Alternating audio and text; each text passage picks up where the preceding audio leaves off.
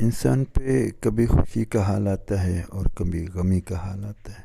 ان دونوں حال کے بدلنے سے انسان کی یا تو فرما برداری میں اضافہ ہوتا ہے یا نافرمانی میں اضافہ ہوتا ہے۔ اگر فرما برداری میں اضافہ ہو گیا تو وہ انسان اللہ کے قریب ہو جاتا ہے، اللہ کی رحمت کے قریب ہو جاتا ہے، اور اللہ کریم جل شانہ اس کی خوشی کو دائمی کر لیتے ہیں۔ اور اگر اس کے اوپر غم کا حال ہے تو اللہ اس کے غم کو کم کر دیتے ہیں، اس کے اندر کی تکلیف کو کم کر دیتے ہیں، ختم کر دیتے ہیں۔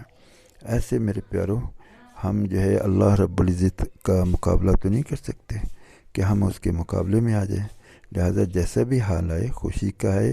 تب بھی اس کی فرما برداری میں اضافہ کریں تاکہ خوشی کا حال دائمی ہو جائے، اور اگر غم کا حال آیا ہے تو بھی اللہ کی نافرمانی سے بچیں اور اس کا فرما برداری میں اضافہ کریں تاکہ اللہ رب العزت ہمارے غم کو ختم فرما دے۔